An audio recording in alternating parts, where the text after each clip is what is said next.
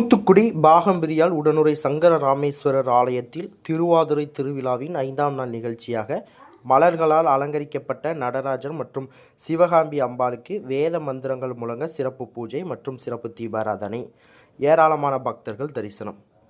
மார்கழி மாதம் சிவாலயங்களில் திருவாதிரை விழா வெகு சிறப்பாக நடைபெறும். திருவாதிரை திருவிழாவின் இறுதி நாள் நிகழ்ச்சியாக ஆருத்ரா தரிசனம் நடைபெறும்.